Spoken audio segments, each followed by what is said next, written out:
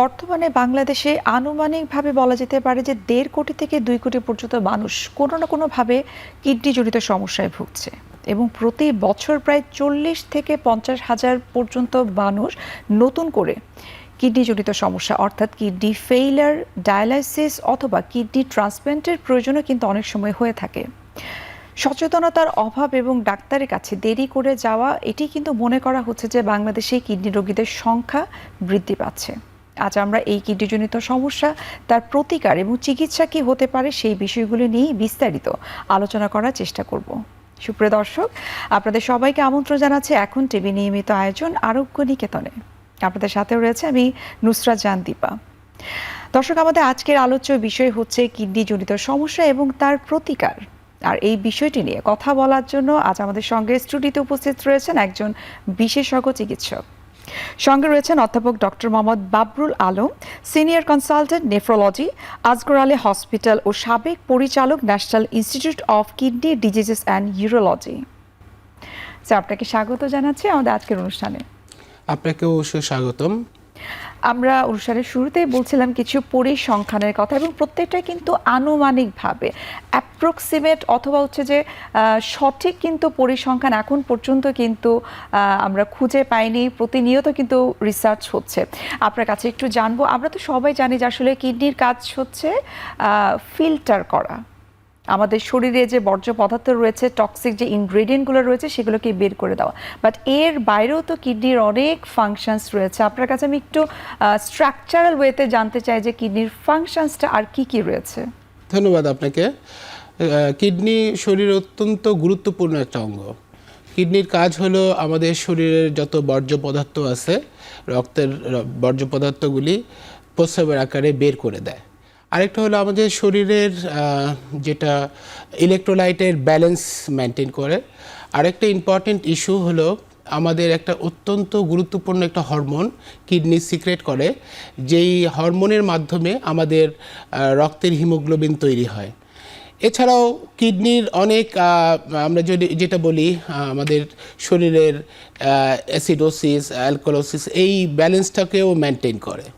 তো এই সামগ্রিক বিচারে এছাড়া আপনারা জানেন যে আমাদের রক্তের উচ্চ রক্তচাপ সৃষ্টির অত্যন্ত ইম্পর্টেন্ট অর্গানই হচ্ছে এই কিডনি। তো কিডনি একটা খুবই গুরুত্বপূর্ণ অঙ্গ যে আমাদের শরীরের অনেক কিছুর সাথে জড়িত। আচ্ছা, তো এই যে কিডনির বেসিক কিছু কাজের কথা আপনি বললেন, কিডনিকে সুস্থ রাখার জন্য তো আসলে আমরা প্রথমে মনে করি যে প্রচুর পানি খেতে হবে, আবার যাদের ডায়াবেটিস রয়েছে ডায়াবেটিসটাকে কন্ট্রোলে রাখতে হবে। কিন্তু এর বাইরে আপনি যেমনটি বলছিলেন যে অনেক ফাংশন রয়েছে, একইভাবে কিন্তু কিডনির গুরুত্বও অনেক বেশি। আপনার কাছে একটু জানতে চাই যে সুস্থ কিডনি কেন আমাদের জন্য অনেক বেশি দরকার। সেটা আপনারা জানেন যে সুস্থ কিডনি মানে হলো আপনার সুস্থ দেহ বা সুস্থ মন, সব একসাথেই চলতে হয়, তাই না? তো কিডনি আপনারা যেটা বললেন যে আমাদের দেশে সাধারণত দেখা যায় যাদের ডায়াবেটিস থাকে, হ্যাঁ, তাদের ডায়াবেটিস যদি কন্ট্রোলে না থাকে এবং ডায়াবেটিস কারণে যদি প্রস্রাবের সাথে প্রচুর পরিমাণ প্রোটিন লস করে, তাহলে একসময় কিডনি দুর্বল হয়ে পড়ে। এছাড়াও উচ্চ রক্তচাপের যদি সঠিক চিকিৎসা না হয় এবং নিয়মিত এই উচ্চ রক্তচাপ নিয়ন্ত্রণে না রাখা যায়, তাহলেও আপনার কিডনির সমস্যা হতে পারে। এছাড়াও আপনারা জানেন যে আমাদের দেশে একটা রোগ আছে যেটা আমরা বলি কিডনির ছাঁকনির প্রদাহ, যেটা হলো গ্লোমেরুলোনেফ্রাইটিস নামে পরিচিত। এটার যদি সঠিক চিকিৎসা না হয় তাহলে দীর্ঘমেয়াদী কিডনি রোগে আক্রান্ত হওয়ার সম্ভাবনা থাকে। এছাড়াও আপনারা জানেন আমরা যত্রতত্র ওষুধ ব্যবহার করি, যেমন ব্যথানাশক ওষুধ, অ্যান্টিবায়োটিক। এই ওষুধগুলি আমাদের কিডনির যথেষ্ট ক্ষতি করে। এছাড়াও আপনারা জানেন যে কিছু পারিবারিক রোগ আছে, আর কোনো কারণে যদি কিডনির প্রস্রাব প্রবাহে কোথাও কোনো বাধা সৃষ্টি হয়, যেমন পাথর, তারপর আরও জন্মগত অনেক ত্রুটির কারণে, তাহলে আমাদের দীর্ঘমেয়াদী কিডনি রোগের কারণ হতে পারে। আচ্ছা, আমি একটা একটা করে প্রতিটা বিষয় আপনার কাছে একটু বিস্তারিত জানার চেষ্টা করব। আপনি বলছিলেন যে যত্রতত্রভাবে পেইন কিলার খাওয়া, অ্যান্টিবায়োটিক খাওয়া সেটাও কিডনির ক্ষতি করে থাকে। তো আমরা তো দেখা যায় যে যখন আমরা বাসায় থাকি বা আমরা কাজের জায়গায় থাকি, অফিসে থাকি, একটু ব্যথা ব্যথা করছে বা কোনো কারণে আমি একটু গায়ে হয়তো কোনো ব্যথা পেলাম বা আমার হাড়ের কোনো ব্যথা হচ্ছে, আমরা কিন্তু চট করে একটা পেইন কিলার খেয়ে ফেলি। তো এটা তো আপনারা নিষেধ করে থাকেন, কিন্তু এটার বিকল্প আসলে আমরা কি করতে পারি যখন এই ধরনের প্রবলেমগুলো আমরা ফেস করছি?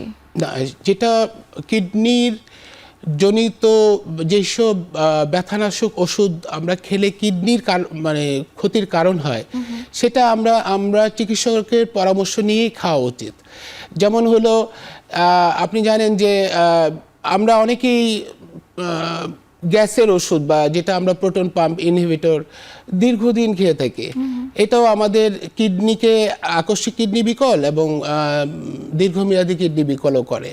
তো মানে চিকিৎসকের পরামর্শ ছাড়া ব্যথানাশক ওষুধ খাওয়া থেকে বিরত থাকা উচিত, কারণ ব্যথানাশক ওষুধগুলি আকস্মিক কিডনি বিকলও করে এবং দীর্ঘমেয়াদী যারা অনেক দিন ধরে ব্যথার কারণে ওষুধ খেয়ে যাচ্ছে এবং সে কিডনির ফাংশনও দেখছে না যে তার কিডনি ফাংশনটা ডিটোরিয়েট করতেছে, তাদের ক্ষেত্রেও দেখা যায় যে তারা দীর্ঘমেয়াদী কিডনি রোগে আক্রান্ত হয়। আর কিছু কিছু অ্যান্টিবায়োটিক্স আছে যেটা দেওয়ার ক্ষেত্রে বা খাওয়ার ক্ষেত্রে অবশ্যই চিকিৎসকের পরামর্শ নেওয়া উচিত। প্রেসক্রিপশন ছাড়া ওষুধ খেলে কিডনির ঝুঁকি থাকবেই। আচ্ছা, আমাদের বাংলাদেশের প্রেক্ষাপটে যদি আমরা বলি যে হয়তো 6 মাস 1 বছর আগে আমি ডাক্তারের একটা প্রেসক্রিপশন নিয়েছিলাম আমার সাময়িক কিছু বেসিক কিছু প্রবলেমের জন্য, সেই প্রেসক্রিপশন অনুযায়ী দেখা যায় 6 মাস পরে আমার হয়তো কোনো একটা প্রবলেম হলো, ওই প্রেসক্রিপশনটা দেখেই কিন্তু আমরা নতুন করে আবার ফার্মেসি থেকে ওষুধ কিনে আমরা খাচ্ছি, আমরা ডাক্তারের পরামর্শও নিচ্ছেন। এবং সামান্য মাথা ব্যথার জন্য বা কোনো কারণে হয়তো একটু পায়ে ব্যথা পেলো, হাতে ব্যথা পেলো, মানুষ চিন্তা করে যে আমি এটার জন্য আমি ডাক্তারের কাছে যাব, আমি একটা পেন কিলার খেয়ে নিলেই তো আমার সমস্যার সমাধান হয়ে যাবে। এক্ষেত্রে আপনি আসলে কি বলতে চান? ব্যথার কারণ নির্ণয় না করে ব্যথানাশক ওষুধ খেয়ে তো আসলে লাভ হবে না। এটা সাময়িক সে হয়তো রিলিফ পেতে পারে, কিন্তু এটা তো আসলে মানে নির্ণয় করা হলো না কি কারণে তার ব্যথা হলো। তো ওইটা নির্ণয় করা ছাড়া ব্যথার ওষুধ খেলে এতে আসলে লাভ হবে না। আর ডাক্তার যখন দেয় সেটা সাধারণত সাময়িক মানে ব্যথার নিরাময়ের জন্য দেওয়া হয়েছে। এটা অনেকেই মানে দীর্ঘদিন খেয়ে থাকে, এটা আপনার কিডনির ক্ষতির কারণ হয়ে দাঁড়াবে। আচ্ছা, আপনি বলছিলেন যে গ্যাস্ট্রিকের ওষুধ খাওয়ার কথা, যে এটাও যদি দীর্ঘদিন খাওয়া হয় সেটাও কিডনির ক্ষতি করতে পারে। এটা নিয়েও কিন্তু জনমানুষের মনে অনেক ধরনের প্রশ্ন আছে যে গ্যাস্ট্রিকের ওষুধ খাচ্ছে, এটা কিডনির কি ক্ষতি করবে। সেটি আমারও প্রশ্ন যে আসলে দীর্ঘদিন যদি কেউ গ্যাস্ট্রিকের ওষুধ খেয়ে থাকে মানে কতটা ক্ষতি করতে পারে বা কী ধরনের ক্ষতি হতে পারে? শুধু কিডনি না, গ্যাস্ট্রিকের ওষুধ দীর্ঘদিন যারা খাচ্ছে তাদের রিসেন্ট গবেষণায় দেখা গেছে যাদের পাকস্থলিতে ক্যান্সার এবং তাদের এনিমিয়া যেটা রক্তশূন্যতা, আরও আপনার আমাদের দেহের অত্যন্ত ইম্পর্ট্যান্ট একটা খনিজ পদার্থ যেটা হলো ম্যাগনেসিয়াম, এই ম্যাগনেসিয়ামেরও আপনার ডেফিসিয়েন্সি হয়ে থাকে।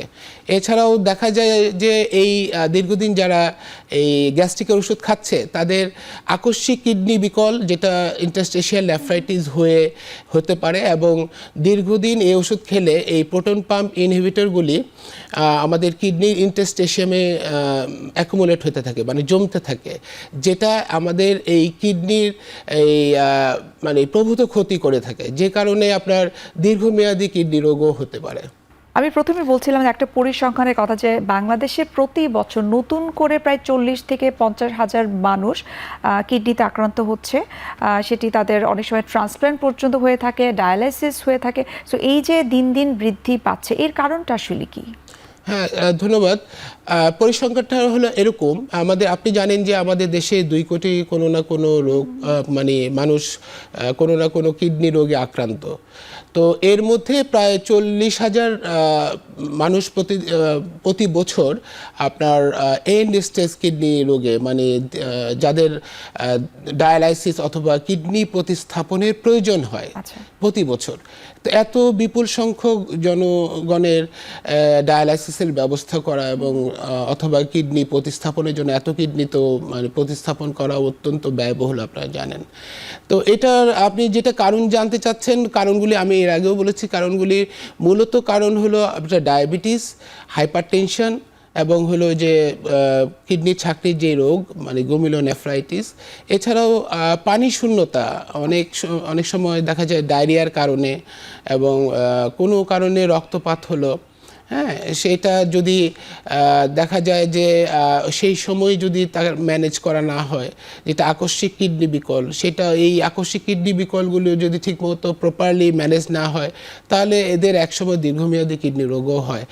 আর তাছাড়া আপনারা জানেন যে প্রস্রাবের পাথর অথবা কোনো কারণে প্রস্রাবের প্রবাহের কোথাও কোনো সমস্যা হচ্ছে, সেটা নির্ণয় করা যাচ্ছে না, এটা যদি দীর্ঘমেয়াদী হয়ে থাকে এটাও একসময় দীর্ঘমেয়াদী কিডনি রোগের কারণ বা ক্রনিক কিডনি ডিজিজের কারণ হয়ে থাকে। আচ্ছা, অনেকের ক্ষেত্রে তো আমরা দেখেছি যে খুব রিকারেন্ট তাদের ইউরিন ইনফেকশন থাকে, তো এই ধরনের মানুষদের কি ভবিষ্যতে কিডনি জনিত সমস্যাতে ভোগার কোনো সম্ভাবনা আছে কিনা?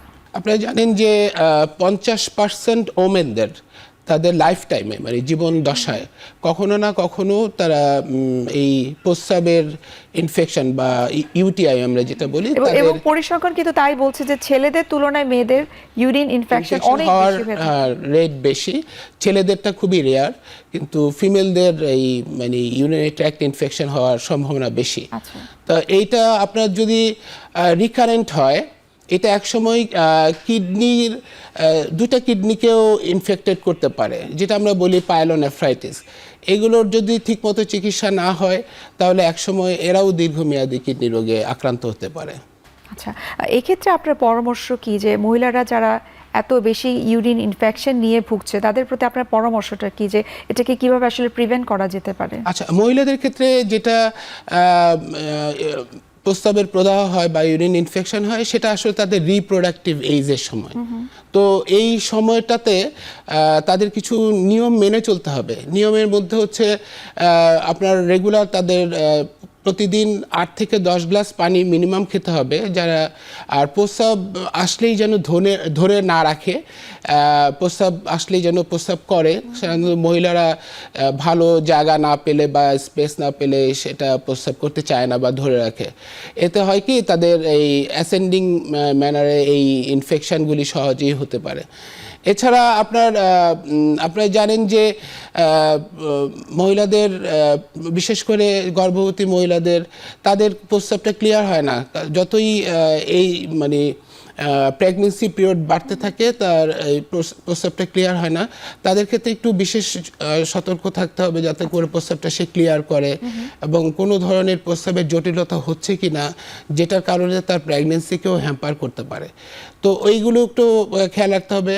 আর আপনারা জানেন যে একটা হাইজিন মেনটেন করতে হবে ফিমেলদের, এই মানে বিশেষ করে মাসিকের সময় এবং প্রস্রাব হওয়ার পরে তাদের বিশেষ হাইজিন মেনটেন করতে হবে, না হলে তাদের রিকারেন্ট ইউরিনারি ট্র্যাক্ট ইনফেকশন হয়। আমরা কিন্তু অধিকাংশ ক্ষেত্রে দেখেছি যে ডাক্তাররা কিন্তু অধিকাংশ ক্ষেত্রে বলে থাকে মহিলাদেরকে যে পার্সোনাল হাইজিন মেনটেন করাটা অনেক বেশি গুরুত্বপূর্ণ এবং সবসময় যে আসলে পানি কম খাওয়ার জন্য ইউরিন ইনফেকশন হয় তা নয়, পার্সোনাল হাইজিনটা যখন মেনটেন না করা হয় তখনও সেটি ইউরিন ইনফেকশনের দিকে চলে যায়। সো সেই পার্সোনাল হাইজিনের বিষয়টা আসলে কিভাবে তারা মেনটেন করবে? এটা হলো যে আপনারা জানেন যে মানে প্রস্রাব করার পরে অথবা মহিলাদের ক্ষেত্রে এটা পরিষ্কার করতে হবে হলো যৌনাঙ্গের থেকে পিছনের দিকে। হ্যাঁ, এটা একটু খুবই ইম্পর্টেন্ট মেসেজ, কারণ মলদার থেকে যদি সামনের দিকে পরিষ্কার করে তাহলে ইনফেকশনটা হওয়ার চান্স বেশি থাকে। এটা একটা ইম্পর্টেন্ট ইস্যু। আরেকটা হলো যে আমি আগেও বলেছি যে আপনার প্রস্রাবটা সবসময় ক্লিয়ার রাখতে হবে। ক্লিয়ার না রাখলে আপনি এই মহিলাদের প্রস্রাব জমা থাকলেই চান্স অফ ইনফেকশন বেশি, কারণ তাদের ইউরেথ্রাতে এই জীবাণুগুলির এমনি সংখ্যা বেশি, তো এই জীবাণুগুলি সহজেই প্রবেশ করতে পারে। আর যেসব মহিলাদের সাথে ডায়াবেটিস আছে তাদের ক্ষেত্রে আরও এক্সট্রা প্রিকশন নিতে হবে, যাতে করে, কারণ তাদের তো রোগ প্রতিরোধ করার ক্ষমতা থাকে না, জীবাণু যে কোনোভাবেই তাদের প্রস্রাবের মধ্যে সংক্রামিত হতে পারে। তাদের ক্ষেত্রে আরও বেশি সতর্কতা থাকতে হবে এবং এটাও খেয়াল রাখতে হবে যদি কোনো কারণে কোনো ধরনের ইমিউনোসাপ্রেসিভ ড্রাগ খেয়ে থাকে, সেটা ক্যান্সারের কারণে হোক বা অন্য যে কোনো কারণে, এই ইমিউনোসাপ্রেসিভ ড্রাগগুলিও আপনার রোগ প্রতিরোধ করার ক্ষমতাটাকে কমিয়ে দেয়, যে কারণে প্রস্রাবের এই প্রদাহটাও তাদের বারবার হতে পারে। আচ্ছা, আমরা এই যে এই কিডনি জনিত যে সমস্যাগুলো রয়েছে সেগুলো সম্পর্কে আরও বিস্তারিত আপনার কাছ থেকে জানবো। একটা বিরতির সময় হয়ে গেছে, আমরা বিরতি দিচ্ছি।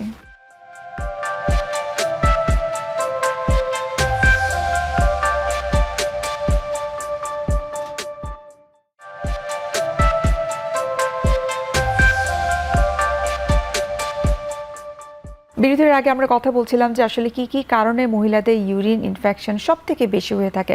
এখন একটু জানবো, আপনি বলছিলেন যে ডায়াবেটিসের কারণে, হাইপার টেনশনের জন্য কিন্তু কিডনি এফেক্টেড হয়, সেটা যদি আমাদেরকে একটু বিস্তারিত বলতেন। যাদের দীর্ঘদিন ডায়াবেটিস থাকে, ডায়াবেটিসের কারণে যদি ডায়াবেটিসটা কন্ট্রোলে না থাকে তাহলে প্রস্রাবের সঙ্গে প্রচুর প্রোটিন লস করতে থাকে। এই যেটা আমরা বলি অ্যালবুমিন, সাধারণত অ্যালবুমিন যায়, এই অ্যালবুমিনের কারণে কিডনি এটা আস্তে আস্তে দুর্বল হতে থাকে। কিডনি দুর্বল হলে তাদের একসময় দীর্ঘমেয়াদী কিডনি রোগ বা সিকেডি হয়ে থাকে। হাইপারটেনশনের কারণেও আমাদের প্রোটিন লস করে এবং আমাদের কিডনির স্ট্রাকচারেরও কিছু পরিবর্তন ঘটে, যেই কারণে আপনার দীর্ঘমেয়াদী কিডনি রোগ হতে পারে। আরেকটা কারণ যেটা বললাম যে কিডনির ছাঁকনির রোগ, যেটা আমরা গ্লোমেরুলোনেফ্রাইটিস বা কিডনির ছাঁকনির প্রদাহ হিসাবে চিনি, সেটারও চিকিৎসা না করলে কিডনির ছাঁকনির প্রদাহের কারণে সেটাও প্রস্রাবের সঙ্গে প্রচুর প্রোটিন যে আলটিমেটলি আপনার কিডনিকে বিকল করে দিতে পারে। আচ্ছা, তার মানে তো আমরা বলতে পারি যে যাদের ডায়াবেটিস রয়েছে ব্লাড সুগারটা কন্ট্রোলে রাখা অনেক বেশি গুরুত্বপূর্ণ, সেই সাথে হাই ব্লাড প্রেশার। একটু জানবো এখন যে সমস্ত বাচ্চাদের জন্মগত কিডনি জনিত সমস্যা থাকে, এদের কি ভবিষ্যতে ক্রনিক কিডনি ডিজিজ হবার সম্ভাবনা রয়েছে কিনা? অবশ্যই, কারণ হচ্ছে যে প্রস্রাব নালীতে যদি স্বাভাবিক প্রবাহ না থাকে, হ্যাঁ, যেটা আমরা যেমন বাচ্চাদের দেখি পিওজি অবস্ট্রাকশন অথবা পোস্টেরিয়র ইউরেথ্রাল বাল্ব, এই রোগগুলি যদি থাকে, অনেক ক্ষেত্রে আমরা কিন্তু হাইড্রোনেফ্রোসিসের কথা শুনি, ওইটার কারণে, এবং দেখা যায় যে যাদের ভেসিকো ইউরেটারিক রিফ্লেক্স থাকে, মানে প্রস্রাবের নর্মাল যেই গতিপথে যাওয়ার কথা সেখানে না, যে উল্টা দিকে আসতেছে, তাহলে একসময় এইটা আপনাকে দুইটা কিডনিকে এফেক্টেড করতে পারে। যখন দুইটা কিডনি এফেক্টেড হবে, এটা আস্তে আস্তে কিডনির যে ছাঁকনি, এই কিডনি তো এক ধরনের ছাঁকনি, তো এই ছাঁকনিটাই যখন নষ্ট হয়ে যায় তখন আপনার এদের একসময় দীর্ঘমেয়াদী কিডনি রোগ হয়ে থাকে। আচ্ছা, তো এই যে বাচ্চাদের জন্মগত কিডনি জনিত সমস্যা হচ্ছে, সেটির মূল কারণটা আসলে কি? সেটি কি আসলে সেই বাচ্চাটি যখন মায়ের গর্ভে থাকে সেটি কি মায়ের কারণে হয়ে থাকে নাকি অন্য বিশেষ কোনো কারণ রয়েছে? এটার অনেক ধরনের কারণ আছে, তো সাধারণত গর্ভ অবস্থায় এটা হয়ে থাকে, কিছু জন্মগত ত্রুটির কারণে হয়ে থাকে, এটা কিছু জেনেটিক্যাল কারণেও হয়, কিছু এছাড়াও অনেক কারণ জানা যায় না, এরকম অনেক কারণেও এই বাচ্চাদের এই জন্মগত ত্রুটিগুলি হয়। যেটাই হোক, এই ত্রুটিগুলি কিন্তু আপনার নিরাময়যোগ্য। আমরা যদি এটাকে সঠিকভাবে নির্ণয় করতে পারি এবং এটার চিকিৎসা দিয়ে থাকি, তাহলে এই বাচ্চাগুলির কিন্তু দীর্ঘমেয়াদী কিডনি রোগ থেকে আমরা প্রতিরোধ করতে পারি। আচ্ছা, এই যে প্রেগনেন্সিতে অনেক মায়েদের যে রিকারেন্ট ইউরিন ইনফেকশন হয়, সেটিকে আসলে প্রিভেন্ট করার জন্য কি কি করণীয়? প্রিভেন্ট করতে হলে প্রথম কথা হলো যে মাকে অবশ্যই কিছুক্ষণ পরপরই তার ভয়েড করতে হবে, মানে প্রস্রাব করতে হবে, যাতে করে প্রস্রাব জমে না থাকে। এবং আরেকটা জিনিস, যদি মায়ের সাথে যদি ডায়াবেটিস থাকে তাহলে অবশ্যই তার ডায়াবেটিসকে নিয়ন্ত্রণ করতে হবে। সেই ক্ষেত্রে সাধারণত আমরা যারা আমাদের গাইনোকোলজিস্টরা সাধারণত ইভেন আপনার ইনসুলিন দিয়েও তাদের ডায়াবেটিস কন্ট্রোল করে। এবং ডায়াবেটিস যে কোনো উপায়ে এই প্রসূতি মায়ের যদি ডায়াবেটিস থাকে সেটা অবশ্যই কন্ট্রোল করতে হবে, না হলে তার এই ইনফেকশন হওয়ার চান্স আরও বেশি থাকে। আর তাদের হাইজিনটা অবশ্যই মেনটেন করতে হবে। আমি যেটা আগেও বলেছি, হাইজিনটা মেনটেন করতে হবে প্রসূতি মায়েদের, যাতে করে তাদের ইউরিনের ইনফেকশনটা না হয়। আচ্ছা আচ্ছা, কিডনি রোগ তো আমরা যতটুকু জানি যেটা দু ধরনের, একটা অ্যাকিউট কিডনি ডিজিজ আর একটা হচ্ছে ক্রনিক। যাদের অ্যাকিউট কিডনি ডিজিজ অনেক সময় দেখা যায় অ্যাক্সিডেন্টাল কোনো কারণে অথবা কোনো ধরনের একটা মেডিসিনের প্রভাবে হয়তো তার ক্রিয়েটিনিনটা বেড়ে গেছে। সেক্ষেত্রে সেই ধরনের রোগীদের আসলে পরবর্তীতে কি কি ধরনের প্রিকশন নেওয়া উচিত বলে আপনি মনে করেন? তাদের খাদ্যাভ্যাসে কি ধরনের পরিবর্তন রাখা বলে আপনার কাছে মনে হয়? কিডনি আসলে রোগ দুইভাবে হতে পারে, একটা হলো আকস্মিক কিডনি বিকল, আর একটা দীর্ঘমেয়াদী কিডনি রোগ যেটা আমরা সিকেডি হিসেবে চিনি, বা আকস্মিক কিডনি বিকলকে আমরা একেআই হিসেবে চিনি। একেআইয়ের আপনার মেইন যেটা কারণ সেটা হলো কোনো কারণে যদি শরীরের ভলিউম লস করে, মানে যেমন রক্তের ভলিউম লস হলো, কোনো কারণে অনেক ব্লিডিং হলো, তারপরে হলো যে ডায়রিয়ার কারণে প্রচুর পানি শরীর থেকে বের হয়ে গেল, তখন পানি শূন্যতা হলো। আর আমরা অনেক সময় এই যে আমরা ব্যথানাশক ওষুধগুলি খাই, এটাও আপনার কিডনিকে এক ধরনের আমরা বলি অ্যাকিউট ইন্টারস্টিশিয়াল নেফ্রাইটিস, এটাও আপনাকে আকস্মিক কিডনি বিকল করতে পারে। এবং আপনারা জানেন যে যদি কোনো কারণে ইনফেকশন হয়, এই ইনফেকশনটা রক্তে চলে যায়, যেটাকে আমরা বলি সেপসিস। এই সেপসিস হলেও আপনার আকস্মিক কিডনি বিকল হতে পারে। সাধারণত এই কারণগুলিতেই বেশি কিডনি বিকল হয়, অথবা কোনো কারণে যদি আমাদের হার্ট, আমরা যেটা বলি এমআইয়ের পরে বা লেফট ভেন্ট্রিকুলার ফেলিওর হইলো, যখন কোনো হার্ট ঠিকমতো কাজ না করে তখনও আপনার এই আকস্মিক কিডনি বিকল হতে পারে। আচ্ছা, এই যে আকস্মিক কিডনি বিকলটা হচ্ছে, এই কিডনিটা বিকল হওয়া মানে কিন্তু অনেক সময় ক্রিয়েটিনিন বেড়ে যায় এবং সাময়িক কারণে তাদের ডায়ালাইসিস দেওয়া হয়ে থাকে, এবং ওই সময়টাতে কিন্তু পেশেন্ট বা তার আত্মীয় স্বজন কিছুটা ভয় পেয়ে যায় যে ডায়ালাইসিস মানেই হচ্ছে যে একবার করতে হয়েছে, সেটা আজীবন কন্টিনিউ করতে হবে। সেক্ষেত্রে রোগীদেরকে আপনারা কিভাবে আসলে কাউন্সিলিং করেন? আকস্মিক কিডনি বিকল হলেই যে মানে সবসময় তার ডায়ালাইসিস লাগবে তা না। ওই সময়টায় যদি আমি এই সাপোর্টটা দেই, যার রেনাল ফাংশনটাকে ঠিক রাখার জন্য ডায়ালাইসিস চিকিৎসা ব্যবস্থা দেই, তাহলে কিডনি কিন্তু তার স্বাভাবিক কাজ করা শুরু করবে। কিডনি যখন আকস্মিক কিডনি বিকল আবার মানে পুরোপুরি নিরাময়যোগ্য যদি এটা সঠিক চিকিৎসা করা হয়। এক্ষেত্রে আমি একটু জানতে চাই যে এরকম নিশ্চয়ই কোনো রোগী পেয়েছেন কিনা যে তার আকস্মিক কিডনি ডিজিজ হয়েছে, কিডনি বিকল অটোমেটিক হয়তো বা হওয়ার পথে, এবং তার ডায়ালাইসিস লেগেছে, হয়তো তারা ডায়ালাইসিস নিতে চাচ্ছে না, তারা চাচ্ছে ঔষধের মাধ্যমে সেটাকে ঠিক করা যায় কিনা, তো তাদেরকে আপনারা কিভাবে আসলে কাউন্সিলিং করে থাকেন বা বুঝিয়ে থাকেন? সেটা হলো যে তাদেরকে তো বোঝানো হয় যে কি কারণে এই কিডনিটা এখন কাজ করছে না, তো ওই সময়টাকে আমরা সাপোর্ট দিতে হলে, কারণ আপনার আকস্মিক কিডনি বিকল হলে এর সাথে শরীরের অনেক উপসর্গ, অনেক কিছু হতে পারে।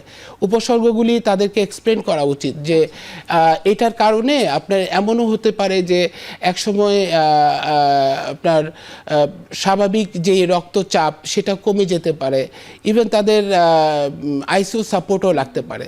তো আপনার আলটিমেটলি যদি আমি সেই সময়টা কিডনিকে সাপোর্ট দিতে পারি, এই রেনাল রিপ্লেসমেন্ট থেরাপি মানেই যে আপনার মৃত্যু তা কিন্তু না, বা এটাও এক ধরনের চিকিৎসা ব্যবস্থা, তাই না, ডায়ালাইসিসটাও। তো এই ডায়ালাইসিস যদি আমরা সাপোর্ট তখনকার জন্য দেই, এবং এই পেশেন্টের যে সব লাগবে না পরবর্তীতে, এটা আমরা তাদেরকে বুঝিয়ে বলি যে এটা আপাতত এই সাধারণত ম্যান টু ম্যান ভ্যারি করে বা কতটুক ডায়ালাইসিস লাগবে। সাধারণত দেখা যায় যে আমরা 2-3টা ডায়ালাইসিস করার পর থেকেই তার আবার প্রস্রাব শুরু হয়। প্রস্রাব শুরু হওয়ার মানেই হলো তার কিডনিটা আবার কাজ করা শুরু করেছে। তো সেই ক্ষেত্রে তো আমরা ডায়ালাইসিস করি না, এবং সাধারণত ওই রোগীদের দেখা যায় যে আপনার কিডনিটা একদমই আগে যেভাবে স্বাভাবিক পর্যায়ে কাজ করতো সেটাই করে, এবং তাদের আসলে ভবিষ্যতে আর ডায়ালাইসিসের প্রয়োজন হয় না। তবে ভবিষ্যতে তাদের এই খেয়াল রাখতে হবে যে তারা যেন ব্যথানাশক ওষুধ না খায়। তাদের যদি হাইপারটেনশন থাকে সেটা অবশ্যই তারা মানে সেই ওষুধগুলি খেয়ে থাকে এবং প্রেশারটাকে নিয়ন্ত্রণে রাখে। আর হলো ডায়াবেটিস থাকলে অবশ্যই ডায়াবেটিসের ওষুধ খেতে হবে বা ডায়াবেটিসের পরামর্শগুলি তার মেনে চলতে হবে। আচ্ছা, এই আমরা ক্রনিক কিডনি ডিজিজ নিয়েও আরেকটু বিস্তারিত জানবো। তার আগে একটু জানবো যে কোন একটা মানুষের যখন কিডনিজনিত সমস্যা হয়, অধিকাংশ ক্ষেত্রে আমরা শুনে থাকি বা রিসার্চ আর্টিকেল বলছে যে প্রাথমিক অবস্থায় কিন্তু যে তার কিডনির কোনো সমস্যা হয়েছে সেটি বোঝা যায় না। তো বেসিক কি কি সাইন সিমটম থাকলে তিনি বুঝতে পারবেন যে তার কিডনিতে কিছুটা সমস্যা হচ্ছে? সাধারণত দেখা যায় যে কিডনির 80% কার্যক্ষমতা নষ্ট হওয়ার পরে তার উপসর্গগুলি দেখা দেয়। তার মানে দেখেন, এটা একটা সাইলেন্ট কিলার। সো মানে দীর্ঘমেয়াদী কিডনি রোগ প্রথমেই বোঝা খুব কঠিন। এই জন্যই আপনার খেয়াল রাখতে হবে যে প্রস্রাবের সঙ্গে কখনো আপনার ফেনা যাচ্ছে কিনা, এটা ইম্পর্টেন্ট ইস্যু।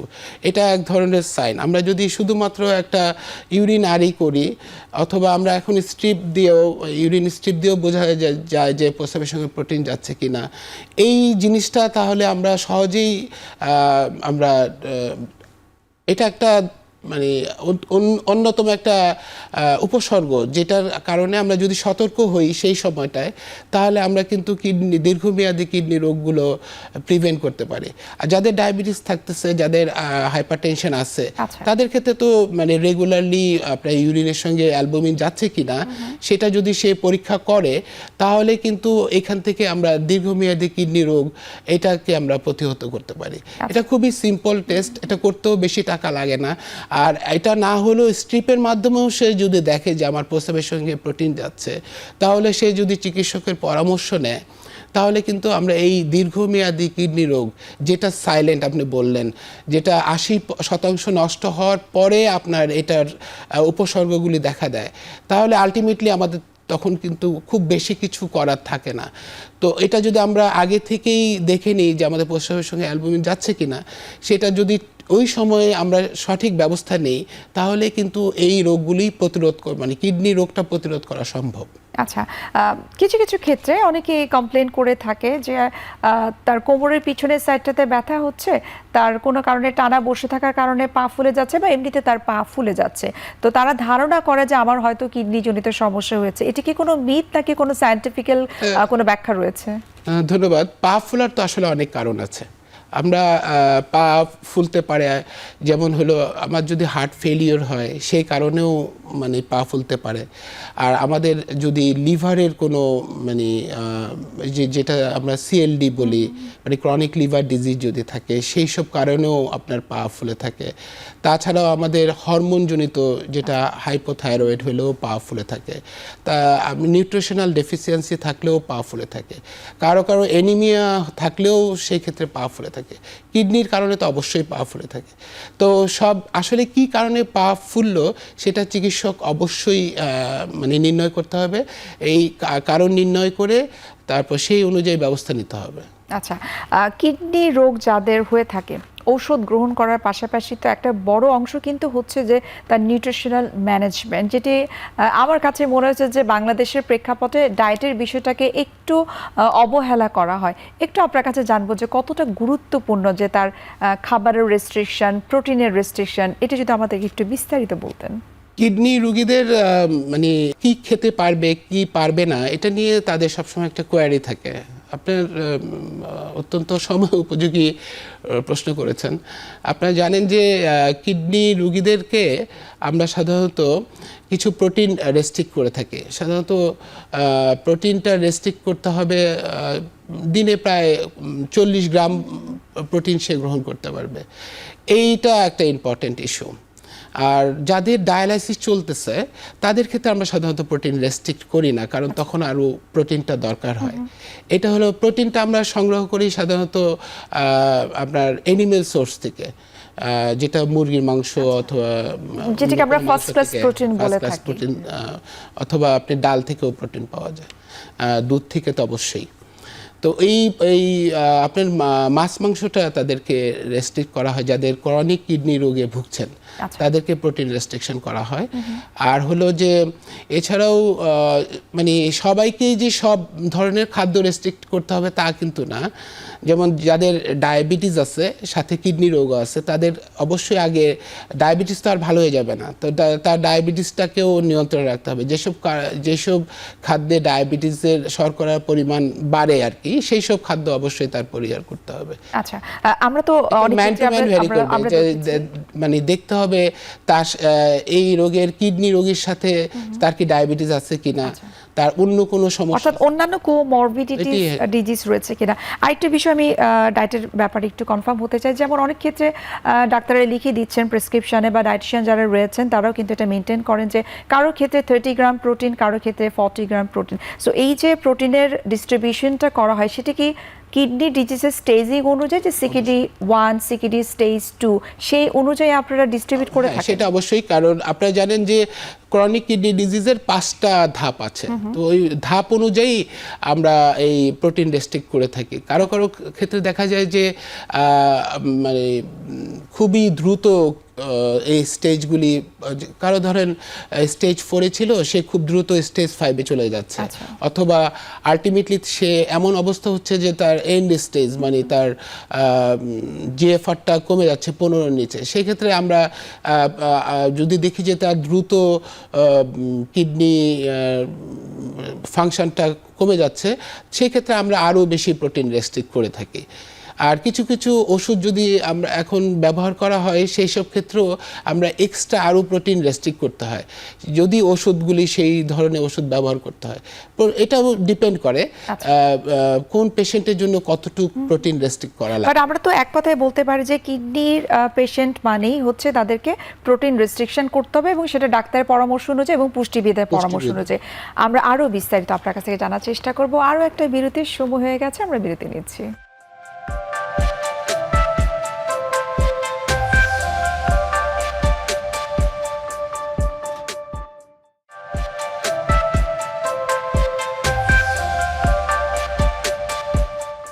আমরা বিরতির আগে আলোচনা করছিলাম প্রোটিন রেস্ট্রিকশন নিয়ে, যাদের কিডনিজনিত সমস্যা থাকে। যখন ডায়ালাইসিস শুরু হয় তখন ঠিক রিভার্স একটা সিচুয়েশনে চলে আসে, তখন হাই প্রোটিন দিতে হয়। এই হাই প্রোটিন দেওয়ার রিজনটা আসলে কি?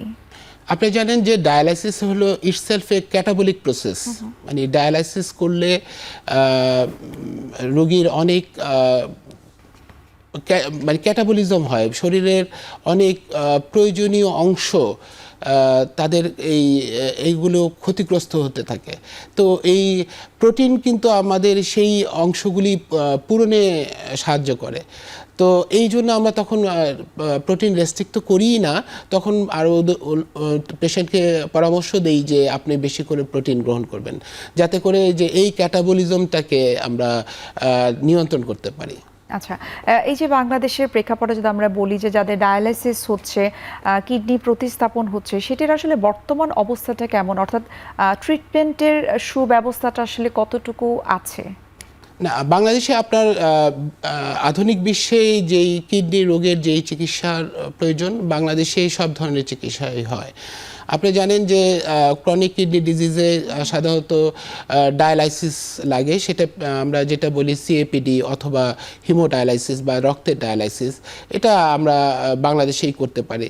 আর কিডনি প্রতিস্থাপন তো হচ্ছে বাংলাদেশের আইন অনুসারে, যাদের কাছ থেকে কিডনি নেওয়া যায় এই প্রতিস্থাপন কিন্তু মোটামুটি সব সেন্টারগুলিতেই এখন করছে। আপনারা জানেন আপনার বেসরকারি পর্যায়ে এবং সরকারি পর্যায়ে সবখানেই এখন কিডনি প্রতিস্থাপন সাকসেসফুলি হচ্ছে, যেটা উন্নত বিশ্বের সাকসেস রেট এবং বাংলাদেশের সাকসেস রেট অলমোস্ট কাছাকাছি। এটার জন্য আসলে বিদেশে যাওয়ার প্রয়োজন নেই। যেহেতু বাংলাদেশেও আপনি বললেন যে খুব সফলজনকভাবে কিডনি প্রতিস্থাপন হচ্ছে, তারপরও দেখা যাচ্ছে যে কিছু কিছু মানুষ কিন্তু পার্শ্ববর্তী দেশগুলোতে চলে যাচ্ছে ট্রিটমেন্টের জন্য, যে বাংলাদেশে ভালো ট্রিটমেন্ট হচ্ছে না, ভালো ট্রিটমেন্ট আমরা হয়তো পাবো না। এর বিশেষ কি কারণ রয়েছে? কিডনি রোগের সব ধরনের চিকিৎসাই আসলে বাংলাদেশে আছে এখন। উন্নত বিশ্বে যা হয় প্রতিটা চিকিৎসাই এখানে সম্ভব। আমাদের এখানে আপনি জানেন যে কিডনি প্রতিস্থাপনের কিছু মানে আমাদের একটা রুলস ফলো করতে হয়, বা আইন, কিডনি অঙ্গ প্রতিস্থাপন আইন, এই আইন মেনেই আমাদের এই প্রতিস্থাপনগুলি মানে করতে হয়। যারা এই আইনের ছাড়াও হয়তো করতে চান, তাদের ক্ষেত্রে বিদেশে যাওয়ার প্রবণতা বেশি। আমাদের দেশে যাদের আইন মেনে, যে আইন অনুযায়ী যাদের কাছ থেকে কিডনি নেওয়া যাবে, এই কিডনির কিন্তু সফল প্রতিস্থাপন বাংলাদেশেই হচ্ছে। আর কিছু মানুষ তো এমনি বিদেশে যায়, বিদেশে চিকিৎসা করে, তাদেরকে তো আসলে আপনি এই দেশে মানে তারা তো দেশে চিকিৎসা করতে চায় না, কিন্তু আমি তাদেরকে অভয় দিতে চাই, বাংলাদেশে সব ধরনের কিডনির চিকিৎসার ব্যবস্থা আছে। এটা পার্শ্ববর্তী দেশ কেন, এটা বিশ্বের কোথাও তাদের আসলে যাওয়ার প্রয়োজন নাই। আচ্ছা, খুব চমৎকার বলেছেন। একটু জানবো যে এই যে যারা কিডনিজনিত সমস্যায় ভুগছেন, তাদের ডায়ালাইসিস তারা নেওয়া শুরু করেছেন, কিন্তু কোন অবস্থায় আসলে আপনারা সিদ্ধান্ত নেন যে তার কিডনি ট্রান্সপ্ল্যান্ট করতে হবে? এটা হচ্ছে মানে আমরা যেটা বলি যে আগেই বলেছি, ক্রনিক কিডনি ডিজিজ বা দীর্ঘমেয়াদী কিডনি রোগের 5টা ধাপ আছে। সর্বশেষ ধাপ বা পঞ্চম ধাপে যখন তার ইজিএফআর 15 নিচে চলে আসে, তখন আমরা সাধারণত তাদেরকে রেনাল রিপ্লেসমেন্টের জন্য বলি। রেনাল রিপ্লেসমেন্ট আমরা 2 ফর্মে দিয়ে থাকি। যাদের সবার ক্ষেত্রে তো সবাই ট্রান্সপ্লান্ট করতে পারে না, বা কিডনি মানে জোগাড় করাও একটু সময় সাপেক্ষ ব্যাপার তাদের, সেই ক্ষেত্রে আমরা এই রক্তের ডায়ালাইসিস অথবা যেটা পেটের ডায়ালাইসিস, সিএপিডি, এই অপশনসগুলি আমরা তাদেরকে অফার করি। এছাড়া যাদের কিডনি দেওয়ার মতো ডোনার আছেন, তাদের এটা কিডনি প্রতিস্থাপন সবচাইতে ভালো চিকিৎসা, কারণ সে তার কোয়ালিটি অফ লাইফ এবং সে মানে এই প্রতিস্থাপন করার পরে তার খুব বেশি অসুবিধা হওয়ার কথা না। একটা স্বাভাবিক মানুষ যেভাবে চলাফেরা করতে পারে, তার কিছু ওষুধ গ্রহণ করতে হয়, যাতে করে আপনার কিছু ইমিউনোসাপ্রেসিভ ড্রাগ দিতে হয়, কিন্তু সে মোটামুটি তার সব কাজই করতে পারে এবং একটা স্বাভাবিক মানুষের জীবনযাত্রা তার মধ্যে আবার ফেরত আসে। তো কিডনি প্রতিস্থাপন অবশ্যই একটা গুড অপশনস তার জন্য। আচ্ছা, তো বাংলাদেশে তো আসলে যেহেতু আমাদের এখানে স্বল্প আয়ের মানুষও রয়েছে, তাদের জন্য কিন্তু অনেক সময় ডায়ালাইসিস করাটাও রেগুলার বেসিসে একটু ডিফিকাল্ট হয়ে যায়, কিডনি ট্রান্সপ্ল্যান্ট আরও বেশি কস্টলি হয়ে যায়। তো এক্ষেত্রে আসলে আপনার কাছে আমি একটু জানবো যে একজন নেফ্রোলজিস্ট হিসেবে আমাদের যে স্বাস্থ্য ব্যবস্থা রয়েছে, সেখানে আপনাদের আসলে আপনার ব্যক্তিগতভাবে চাওয়া কি যে আসলে এই খরচটাকে কতটুকু কমালে এই ধরনের স্বল্প আয়ের মানুষগুলো একদম স্বাভাবিক একটা চিকিৎসা পেতে পারেন? আপনারা জানেন যে যাদের প্রতি বছর আমাদের যাদের ক্রনিক কিডনি ডিজিজ আছে বা দীর্ঘমেয়াদী কিডনি রোগ ভুগছেন, তাদের প্রায় 40,000 এদের কিডনি ডায়ালাইসিসের প্রয়োজন হয় অথবা প্রতিস্থাপনের। তো বিশাল এবং অনেক ক্ষেত্রে কিন্তু আমরা দেখেছি যে খরচের কথা চিন্তা করে কিন্তু তারা ডায়ালাইসিস কিছুটা করে তারপরে কিন্তু তারা বন্ধ করে দিচ্ছে। ট্রান্সপ্ল্যান্ট করার মতো তাদের কন্ডিশন হয়েছে, কিন্তু অর্থাভাবে কিন্তু তারা সেটি করতে পারছে না। কিডনি রোগের চিকিৎসা আসলে অত্যন্ত ব্যয়বহুল।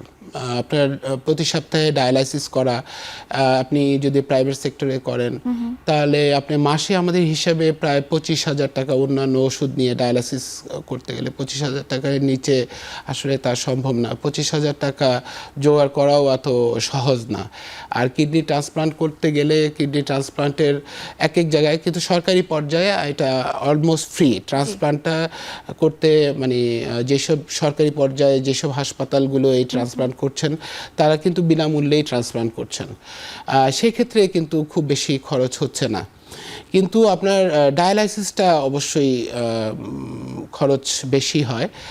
আপনাকে একটা আনুমানিক হিসাব দিলাম, মিনিমাম 25,000 টাকা মাসে খরচ হয়।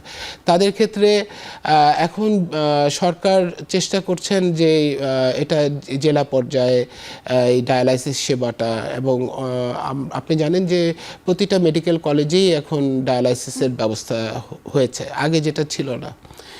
ডায়ালাইসিসের পরিসীমাও কিন্তু বৃদ্ধি পেয়েছে, এবং এই বৃদ্ধি পাওয়াতে কিন্তু যারা গরিব, যারা এটা অ্যাফোর্ড করতে পারে না, তারা কিন্তু ডায়ালাইসিসের ফ্যাসিলিটিসের মধ্যে তারা এখন আসতে পারে তার নিকটবর্তী সেন্টারেই। কারণ আপনারা জানেন যে প্রতি সপ্তাহে তাদের 2 বা 3 দিন ডায়ালাইসিসের প্রয়োজন হয়। তো 2-3 দিন সে যেই জায়গায় থাকে, সেটা প্রান্তিক পর্যায়ে যেখানেই থাকুক, তার আশেপাশেই যদি তার কোনো মেডিকেল কলেজ থাকে অথবা জেলা সদর হাসপাতাল থাকে, অনেক জেলা সদর হাসপাতালে আপনার এই ডায়ালাইসিসের ব্যবস্থা করা হয়েছে। এই জায়গাগুলিতে আপনার খুব বেশি টাকা খরচ করতে হয় না। তারা ওই ডায়ালাইসিস সেন্টারগুলিতে এখন যোগাযোগ করতে পারেন। আচ্ছা, আমরা এই কিডনি রোগ এবং তার প্রতিরোধটা কিভাবে করা যায় সেটি সম্পর্কে আপনার কাছ থেকে জানবো বিস্তারিতভাবে। আরও একটা বিরতির সময় হয়ে গেছে, আমরা বিরতি নিচ্ছি।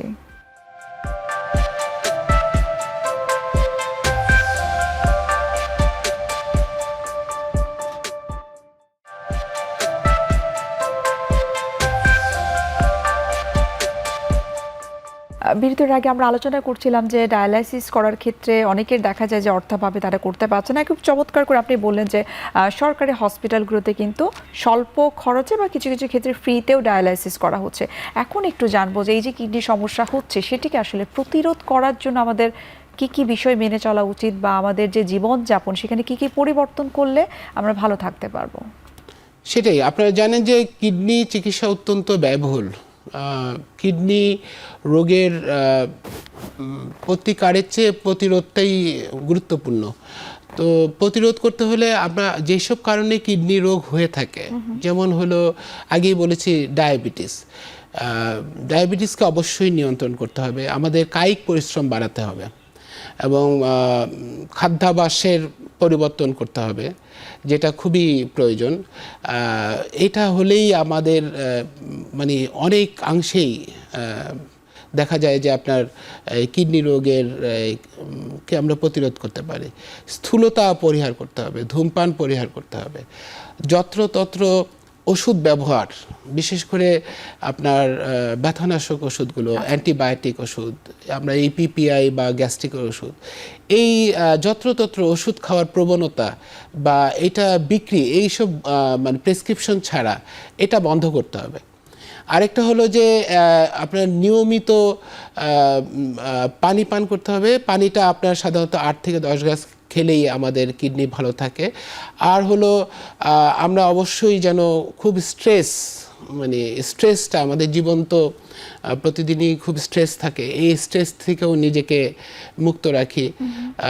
সামগ্রিকভাবে আপনার ডায়াবেটিস, হাইপারটেনশন আর যে কোনো প্রস্রাবের সঙ্গে অ্যালবুমিন যাচ্ছে বা প্রস্রাবেরটা একটু ফেনা যাচ্ছে, অ্যাটলিস্ট আমরা এটা যেন অ্যাড্রেস করি এবং ইউরিনের একটা সিম্পল ইউরিন আরি অথবা একটা স্ট্রিপ দিয়ে দেখে আসলে আমাদের প্রস্রাবের সঙ্গে অ্যালবুমিন যাচ্ছে কিনা, এটা যদি আমরা সরাসরি তখনই চিকিৎসকের পরামর্শ নিই, তাহলে কিন্তু আমরা এই সব দীর্ঘমেয়াদী কিডনি রোগ, মানে যেটা আপনার সিকেডি, যেটা অত্যন্ত এই সিকেডি রোগীর চিকিৎসা অত্যন্ত ব্যয়বহুল, তো এইখান থেকে কিন্তু আমরা এই রোগটাকে আমরা প্রতিরোধ করতে পারি। আচ্ছা, একটু জানবো যে অনেক ফ্যামিলিতে কিডনিজনিত সমস্যা থাকে, বাবা মায়ের অথবা দাদা দাদি থাকে, এক্ষেত্রে পরিবারের যে পরবর্তী যে সদস্য যারা রয়েছে, পরবর্তী প্রজন্ম, তাদের যেন কিডনিজনিত সমস্যা না হয়, সেক্ষেত্রে তারা আসলে কত বছর বয়স থেকে যদি একটু ফলো আপে থাকে তাহলে সেটাকে তারা প্রিভেন্ট করতে পারবে? হ্যাঁ, ধন্যবাদ। কিছু কিডনি রোগ আছে যেটা পারিবারিক ইতিহাসে হয়, যেটা আমরা বলি অ্যাডাল্ট পলিসিস্টিক কিডনি ডিজিজ। আরও কিছু সিস্টিক ডিজিজ আছেন কিডনির, যে এই ডিজিজের কারণে এই পারিবারিক এই কিডনি রোগটা হয়ে থাকে। আরও কিছু গোমিলোনেফ্রাইটিস আছে, যেটা আপনার পারিবারিক ইতিহাসেও হতে পারে। তো এই রোগগুলি যাদের হয়, যাদের ফ্যামিলিতে এই পলিসিস্টিক কিডনি ডিজিজ থাকে, তাদের সাধারণত বাচ্চাদের মধ্যে এই মানে কিডনি রোগটা এটা বংশ পরম্পরায় তাদের হতে পারে। তাদের যে সব বাচ্চার হবে তা কিন্তু না। তো এই তাদের বাচ্চাদের সাধারণত দেখতে হবে যে তাদের আসলে কিডনি রোগটা আছে কিনা। তাদের একটা আলট্রাসোনোগ্রাম করা এবং একটা ইউরিনের টেস্ট করা এবং কিডনির ফাংশনস মানে সিরাম ক্রিয়েটিনিন করে দেখা, খুবই সিম্পল কিছু টেস্ট আছে। এর মাধ্যমে তার এই পরিবারের কোন কোন সদস্যদের এই কিডনি রোগ হওয়ার ঝুঁকি আছে সেটা যদি আমরা তখনই অ্যাড্রেস করতে পারি এবং তাদেরকে সঠিক পরামর্শ দিই বা সঠিক চিকিৎসা দিতে থাকি, তাহলে এই সব পেশেন্টদের দীর্ঘমেয়াদী কিডনি রোগ হওয়া থেকে আমরা বিরত করতে পারি, অথবা আমরা আগে থেকেই তাদেরকে সচেতন করতে পারি যে আপনার একসময় এই দীর্ঘমেয়াদী কিডনি রোগ হতে পারে। অর্থাৎ সেক্ষেত্রে ফলো আপে থাকাটা Follow-up-এ অনেক থাকতে বেশি হবে, জি। গুরুত্বপূর্ণ। আমরা অনুষ্ঠানের একেবারে শেষ পর্যায়ে আপনার কাছে সর্বশেষ আমি জানতে চাই যে ভবিষ্যতে বাংলাদেশের জনস্বাস্থ্য সেবার ক্ষেত্রে বা ব্যবস্থার ক্ষেত্রে আসলে কি কি ধরনের পদক্ষেপ যদি আমরা নেই তাহলে এই কিডনি ডিজিজটাকে প্রিভেন্ট করতে পারবো এবং চিকিৎসা ব্যবস্থাটাকেও আমরা আরো উন্নত করতে পারবো। ধন্যবাদ। ভবিষ্যতে কিডনি রোগ একটা আপনারা জানেন নন কমিউনিকেবল ডিজিজের মধ্যে কিডনি রোগ হলো অন্যতম একটা রোগ, এবং এই কিডনি রোগের চিকিৎসাটাও অত্যন্ত ব্যয়বহুল। তো আমরা যদি নন কমিউনিকেবল ডিজিজে এটাকে অন্তর্ভুক্ত করতে পারি ন্যাশনাল প্রোগ্রামে, তাহলে এখান থেকে কিন্তু আমরা শুরুতেই এটা একটা প্রিভেনশনের পথে যেতে পারি। আরেকটা জিনিস বললাম, ন্যাশনাল প্রোগ্রামে এটা আপনি জানেন যে এখন প্রান্তিক পর্যায়ে একদম উপজেলা পর্যায়ে বা তার চেয়েও এখন অনেক জায়গায় আপনার কমিউনিটি ক্লিনিকগুলিও আছে। তো সব জায়গায় আমরা জাস্ট একটা ইউরিন টেস্ট করে ইউরিনের সাথে অ্যালবুমিন যাচ্ছে কিনা এটা কিন্তু আমরা একদম প্রান্তিক পর্যায়ে আমরা দেখতে পারি। একটা জাস্ট প্রেশার দেখা, এতে কিন্তু আপনার খুব বেশি খরচ হচ্ছে না, একটা প্রেশার দেখা। তাহলে কিন্তু আমরা বিপুল সংখ্যক কিডনি রোগীকে আমরা এই পেশেন্টগুলিকে আগে থেকেই সচেতন করতে পারি, এবং করতে পারলেই কিন্তু দেখেন এটা যদি সমন্বিত করা যায় যে আমাদের স্বাস্থ্য ব্যবস্থায়, তাহলে কিন্তু আমাদের এই মানে কিডনি রোগের যেই খরচ বা কিডনি রোগের চিকিৎসার যেই খরচ সরকারকে বহন করতে হয়, সেটা কিন্তু সরকার এখান থেকে আপনার পরিত্রাণ পেতে পারে। কিডনি রোগের আপনার খেয়াল রাখতে হবে যে এটার প্রতিকারের চেয়ে প্রতিরোধটা করাই মানে উত্তম, কারণ কিডনি রোগের চিকিৎসা অত্যন্ত ব্যয়বহুল। এবং আপনি জানেন যে একটা পরিবার যাদের একটা কিডনি রোগী থাকে, বিশেষ করে একটা ডায়ালাইসিসের রোগী থাকে, তারা সব দিক দিয়েই অর্থনৈতিক, অর্থাৎ আমরা তো তাহলে বলতে পারি যে ব্যক্তিগতভাবে সচেতন হওয়াটা অনেক বেশি গুরুত্বপূর্ণ। সুস্থ স্বাভাবিক জীবনযাপন করা, স্বাস্থ্যসম্মত খাবার গ্রহণ করা, এগুলোর মাধ্যমে কিন্তু আমরা কিডনি রোগটাকে প্রিভেন্ট করতে পারবো। আপনাকে স্যার অসংখ্য ধন্যবাদ, এত ব্যস্ততার মাঝেও আপনি আমাদেরকে সময় দিয়েছেন এবং কিডনি রোগ সংক্রান্ত অনেক গুরুত্বপূর্ণ তথ্য আমাদেরকে দিয়েছেন। আপনাকেও ধন্যবাদ। আপনার মাধ্যমে এখন টিভির দর্শকদেরকেও অসংখ্য ধন্যবাদ। এতক্ষণ আপনারা দেখছিলেন এখন টিভি নিয়মিত আয়োজন আরোগ্য নিকেতন, এই অনুষ্ঠানটি। আজ আমরা কথা বলছিলাম কিডনি জনিত সমস্যা এবং তার প্রতিকার নিয়ে। আশা করি আপনারা অনেকটাই উপকৃত হয়েছেন। দর্শক, আজ এখানে শেষ করতে হচ্ছে, দেখা হবে আবার আপনাদের সঙ্গে। সে পর্যন্ত আপনারা সবাই ভালো থাকুন, সুস্থ থাকুন। আল্লাহ হাফেজ।